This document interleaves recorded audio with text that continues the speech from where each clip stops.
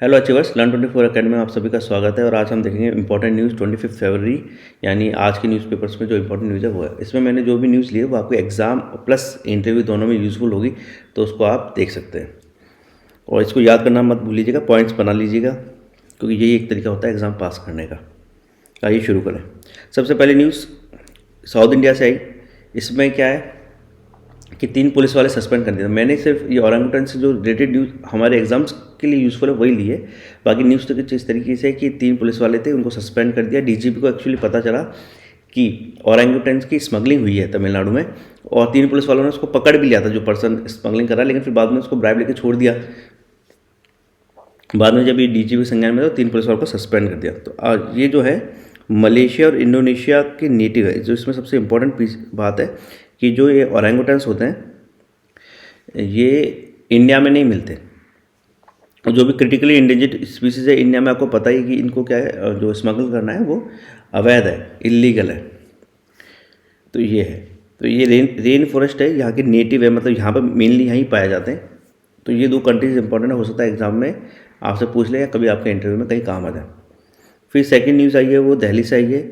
जैसा कि है कि आप गवर्नमेंट और बीजेपी गवर्नमेंट के बीच में टसल चल रहा है, तो अब एक नया टसल आया है कि जो डिप्टी सीएम है मनोज सिसोदिया, उन्होंने इंस्ट्रक्ट कर दिया ऑफिशियल्स को कि वो लेफ्टिनेंट गवर्नर यानी एलजी से अब किसी तरह का डायरेक्ट ऑर्डर नहीं लेंगे, क्योंकि उन्होंने कहा है अपने इसमें डायरेक्टिव्स में कि the government of national capital territory of Delhi, ये जो है ये पूरा नाम है दिल्ली गवर्नमेंट का, उसके पास सारे कंट्रोल हैं, सारे एरियाज़ पर कंट्रोल है, सिर्फ 3 एरियाज़ को छोड़कर, जो एग्जाम पॉइंट ऑफ व्यू से सबसे इंपॉर्टेंट है। इंटरव्यू अगर आप देने जा रहे हैं कोई भी सेंटर का या स्टेट का भी देंगे तो हो सकता है पूछ ले। तो ये है कि लैंड, पुलिस और पब्लिक ऑर्डर, जो 3 चीज़ें यही सिर्फ सेंटर के पास है, यानी इनमें एलजी है वो डायरेक्ट ऑर्डर इशू कर सकता है। बाकी सब कुछ है जो है वो government of national capital territory of Delhi के पास है। तो आप कोई भी डायरेक्ट ऑर्डर नहीं लेने। इनफैक्ट अपने डायरेक्टिव में सीएम साहब ने ये भी कहा है कि अगर ऐसा कोई ऑर्डर लिया जाता है तो उनको बताया जाए, और अगर इसको नहीं बताते तो फिर इसके खिलाफ, मतलब ऑफिशियल के खिलाफ एक्शन लिया जाएगा। तो इस तरह का है। खैर ये अच्छी बात तो नहीं है कि गवर्नमेंट्स आपस में लड़ें, बट इस वक्त ऐसा चल रहा है। चलो जो है सो ठीक है, अब आगे बढ़ते हैं। तीसरी है कि हमारे देश में अभी नाम जो है सिटीज़ के चेंज करने का चलन चल ही रहा है। तो उसमें अब ये हो गया है कि औरंगाबाद सिटी है उसका नाम छत्रपति शिवाजी नगर रख दिया गया है। ये आप देख सकते हैं, इधर है। उस्मानाबाद सिटी है उसका धाराशिव कर दिया है। ये आप याद कर लीजिएगा, ये पूछा जा सकता है। इंटरनेशनल न्यूज़ जो बहुत इंपॉर्टेंट आई वो है कि रशिया को अब financial action task force FATF जो बोलते हैं उसे सस्पेंड कर दिया गया है। जो फाइनेंशियल एक्शन टास्क फोर्स है इसका जो काम है बेसिकली वो है मनी लॉन्ड्रिंग को रोकना, इलीगल स्मगलिंग को रखना, और जो स्मगलिंग वगैरह में पैसे इस्तेमाल होता है उसको रोकना। मतलब चाहे ट्रैफिक, चाहे वो किसी भी इलीगल काम से रिलेटेड हो, चाहे ट्रैफिकिंग हो, ब्लैक मनी हो, टेररिज्म हो। बेसिकली बनी तो ये टेररिज्म को लेकर थी, लेकिन टेररिज्म में सब चीज़ें इंक्लूड है, क्योंकि टेररिस्ट ऐसा नहीं है कि सिर्फ टेररिस्ट अलग तरीके से काम करते हैं, वो स्मगलिंग वगैरह सब में इन्वॉल्व रहते हैं। जैसे आपने न्यूज़ देखी होगी अभी की जो लगभग 3000 करोड़ की कोकेन वाला जो मैटर था, जो मुंद्रापुर गुजरात में पकड़ी गई थी, उसमें क्या है कि अभी एक shell company, 12 shell company involve थी, उसमें से एक साउथ इंडियन शेल कंपनी थी, उसको अभी धरा गया। तो उसमें पता चला है कि जो ये पैसा था, कोकेन जो इंडिया में आता है, यानी जो ड्रग्स स्मगलिंग होती है इंडिया के अंदर, उसका पैसा जो लश्कर तैयबा के लिए इस्तेमाल होता है। तो देखिए असल में क्या है कि अगर देखिए देशभक्ति की बात हम हमेशा करते हैं, लेकिन देशभक्ति यहाँ है, आप यूज़ मत कीजिए, क्योंकि अगर कोई भी कोकेन, ड्रग या कुछ भी इलीगल मटेरियल आप यूज़ कर रहे हैं तो उससे जो फाइनेंसिंग होती है वो किसको होती है? लश्कर तैयबा जैसे टेररिस्ट ऑर्गेनाइजेशंस को, और फिर वो हमारे देश पे हमला करते हैं। तो अगर आपको देशभक्ति लानी तो यहाँ है देशभक्ति कि इस तरह की कोई भी चीज़ इस्तेमाल नहीं करनी, कभी नहीं इस्तेमाल करनी। तो अब यह है कि फाइनेंशियल एक्शन टास्क फोर्स ने भी जो रशिया की मेंबरशिप है उसको सस्पेंड कर दिया। तो अब सस्पेंड से ये है कि रशिया में जो इलीगल एक्टिविटीज़ है उसका बढ़ने का खतरा बढ़ जाएगा, और कोई भी देश उसका सपोर्ट तो करेगा नहीं। ये है। इससे पहले G7 से भी G8 देश थे, उसमें से रशिया की मेंबरशिप थी वो ख़त्म करी गई थी। अब FATF से भी हटा दिया गया है। तो FATF set standard for more than 200 countries and jurisdictions. तो इस तरह से है। अगर ये तो खैर इंटरव्यू या अगर आप मेंस का एग्जाम देते हैं तो है, बाकी इंपॉर्टेंट न्यूज़ तो यही है कि रशिया सस्पेंड कर देगा FATF से, और ये क्वेश्चन जरूर आएगा। फिर एक खबर है इकोनॉमी से, वो है first municipal bond index release किए गए। असल में क्या, म्यूनिसिपल बॉन्ड तो ट्रेड होते थे, नेशनल स्टॉक एक्सचेंज आपको पता ही होगा पूरे देश में जो है, BSE भी पूरे देश में, आप तो खैर ऑनलाइन ट्रेडिंग है तो कर सकते हैं, वैसे NSE पूरे देश में जो इसके स्टॉक एक्सचेंजेस हैं।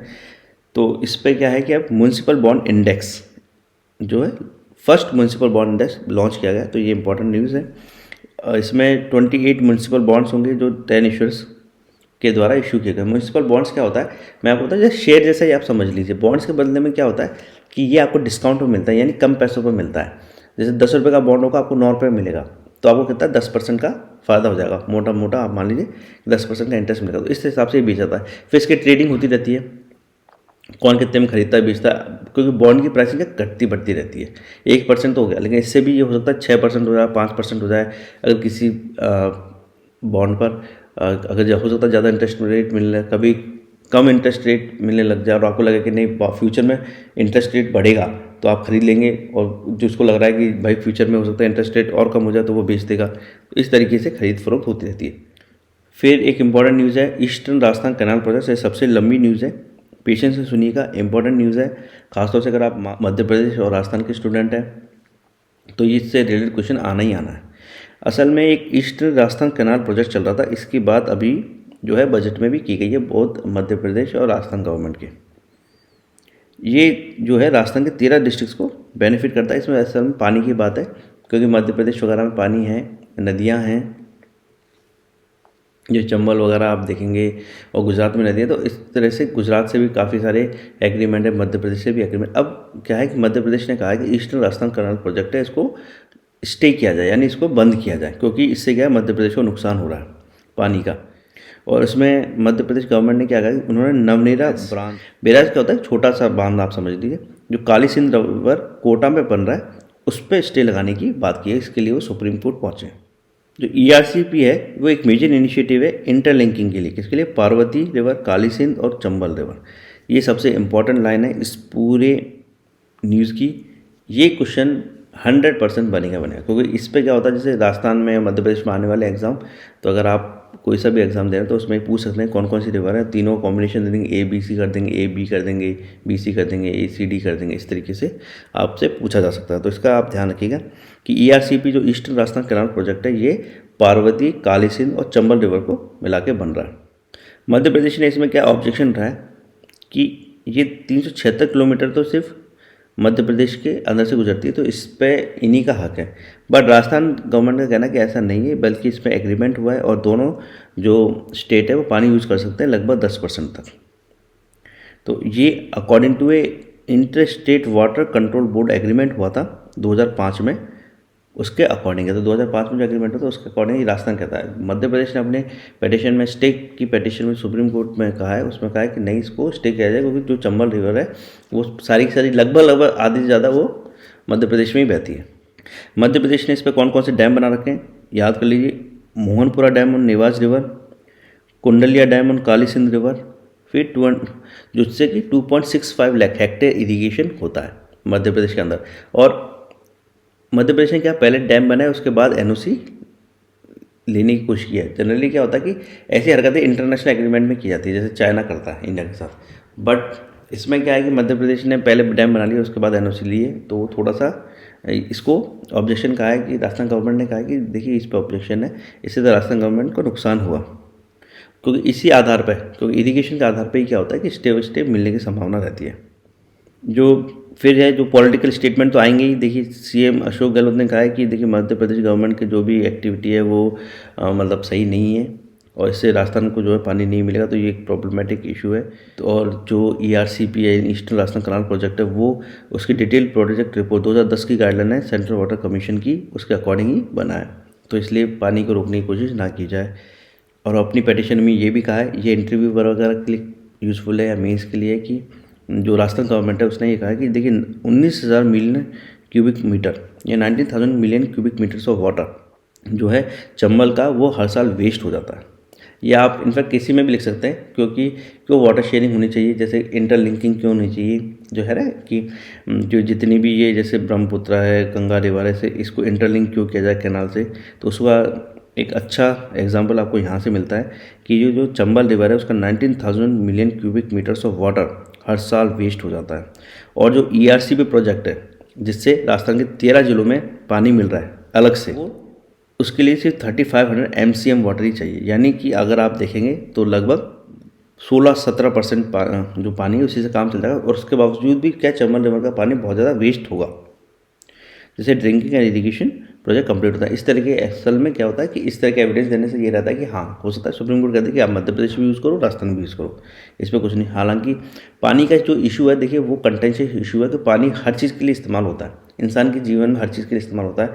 और जिस तरह से पॉपुलेशन बढ़ रही है और पानी की ज़रूरतें बढ़ती जा रही हैं और कई सारी इंडस्ट्रीज़ वगैरह भी लगने लग जाती हैं जहाँ पानी आता है, तो क्या होता है कि हमेशा राज्यों के बीच में इस पर विवाद रहता ही रहता है।